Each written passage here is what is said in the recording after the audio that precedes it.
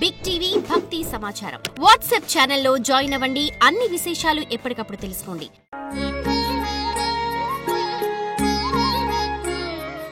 ఓం శాంతి. నమస్తే. శ్రీమద్ భగవద్గీత సర్వశాస్త్ర శిరోమణి.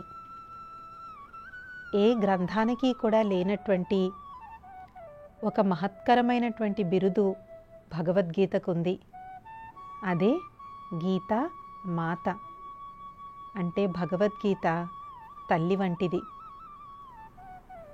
స్వామి వివేకానందుల వారు 1893లో అమెరికా దేశం వెళ్ళినప్పుడు అక్కడ ఉన్నటువంటి ఇతర మతస్థులందరూ కూడా ఎలాగైనా స్వామీజీ వారిని అవమానపరచాలి అని చెప్పి కావాలని ఏం చేశారంటే వాళ్ళ ధర్మశాస్త్రాలన్నీ మీద పెట్టి భగవద్గీతను మాత్రం కింద పెట్టేశారు.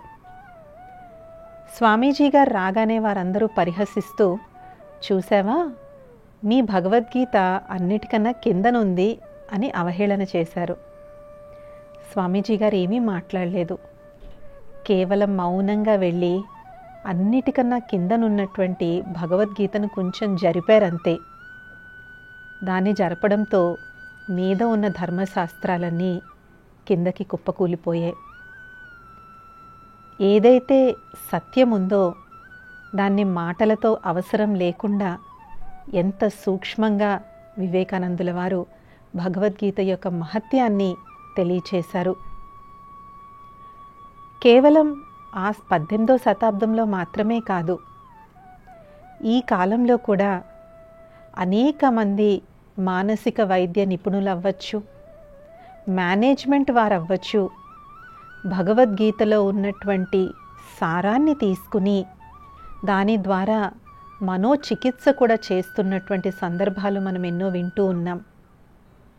అదేవిధంగా భగవద్గీతలో చెప్పినటువంటి ఎన్నో మేనేజ్మెంట్ ప్రిన్సిపల్స్ని కూడా టాప్ మేనేజ్మెంట్ కాలేజెస్లో నేర్పిస్తున్నారు. ఇది కేవలం భారతదేశంలో మాత్రమే అనుకుంటే అపోహే.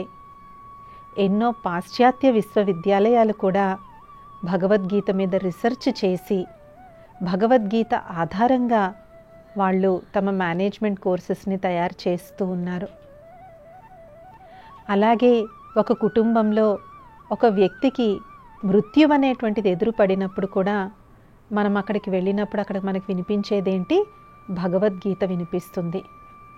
మృత్యు అనేటువంటిది అన్నిటికన్నా భయంకరమైన పరిస్థితి. అలాంటి పరిస్థితుల్లో అయిన వాళ్ళు, కావలసిన వాళ్ళు, ఆత్మీయులు కూడా మనల్ని ఓదార్చలేకపోతారు. కానీ ఆ సమయంలో శ్రీమద్ భగవద్గీతను అక్కడ పెట్టడం వల్ల అక్కడికి వచ్చిన వారందరూ కూడా గుండె నిబ్బరం చేసుకోగలుగుతారు. ఇలాగ మనం భగవద్గీత యొక్క మహత్యాన్ని చెప్పుకుంటూ పోతే ఎంతసేపైనా మాట్లాడుకోవచ్చు. మరి ఎందుకు ఈ గీతాశాస్త్రానికి అంత మహత్ అనేటువంటిది ఉంది?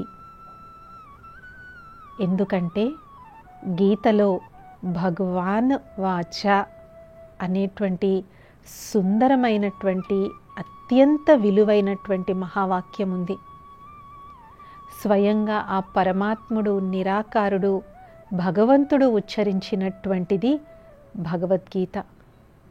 అందుకనే మనకి గీతాశాస్త్రం అంతట్లో కూడా భగవాను వాచ, భగవాను వాచ, భగవాను వాచ అని మనకి చూస్తూ ఉంటాము. మరి స్వయం భగవంతుడే చెప్పినటువంటి ఈ గీతాశాస్త్రము మరి ఎంత విలువైనది కదా. ఎందుకంటే భగవంతుడంటే సర్వశక్తివంతుడు, సర్వోన్నతుడు, సర్వమాన్యుడు, సర్వాతీతుడు, అజన్మ, అభోక్త. ఇలాగ భగవంతుని యొక్క ఎంత మహిమ ఉందో మరి ఆయన ద్వారా స్వయం తెలియచేయబడినటువంటి ఈ భగవద్గీతకు కూడా అంతే మహిమ ఉంటుంది కదా.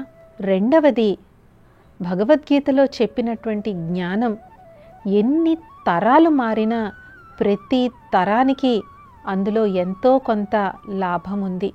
సమాజంలో ఉన్నటువంటి ప్రతి వర్గానికి కూడా భగవద్గీతలో ఏదో ఒకటి పనికొచ్చేది ఉంటుంది. జ్ఞానయోగం, భక్తి యోగం, కర్మయోగం, రాజయోగం, ఇలాగా 4 యోగ పద్ధతులను కూడా భగవద్గీతలో స్వయం భగవంతుడే తెలియచేశారు.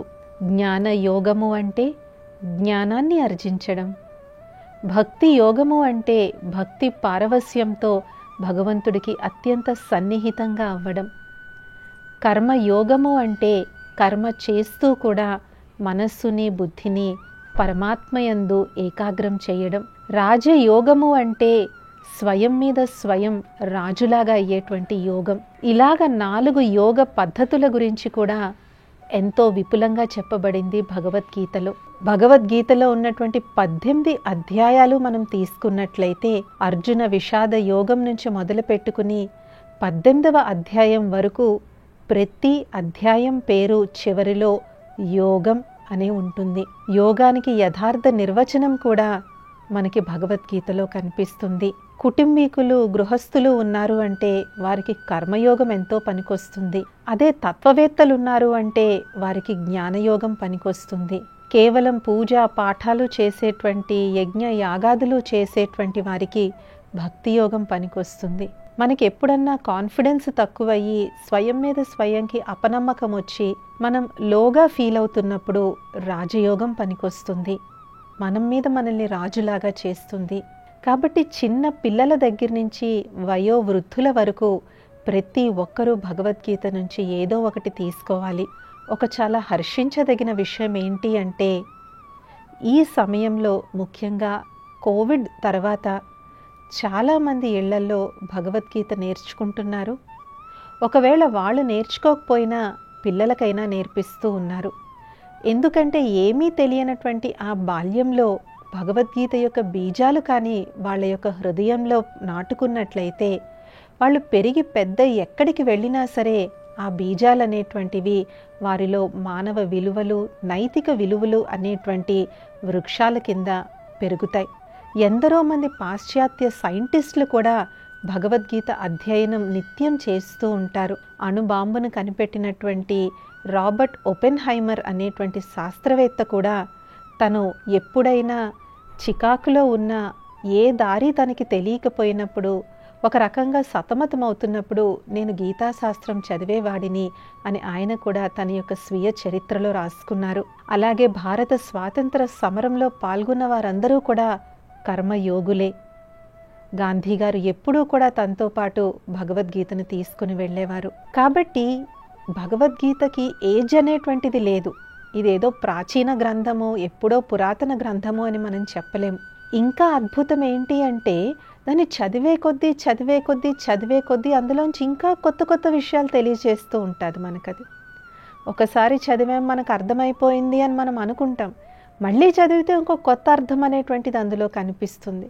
కాబట్టి మన భారతదేశంలో మనకున్నటువంటి గొప్ప నిధి ఈ భగవద్గీత. దీని యొక్క గొప్పతనం, దీన్ని మన జీవితంలో ఎలా అన్వయించుకోవాలి, క్లిష్ట పరిస్థితుల్లో వచ్చినప్పుడు భగవద్గీతను మనం ఎలా వినియోగించుకోవాలి అనేటువంటి అంశాలను మనం ఈ యొక్క భగవద్గీత కార్యక్రమంలో తెలుసుకుందాము. వచ్చే ఎపిసోడ్లో ఇంకొన్ని అంశాలతో కలుద్దాం. ఓం శాంతి. నమస్తే. For more videos like this, subscribe Big TV channel.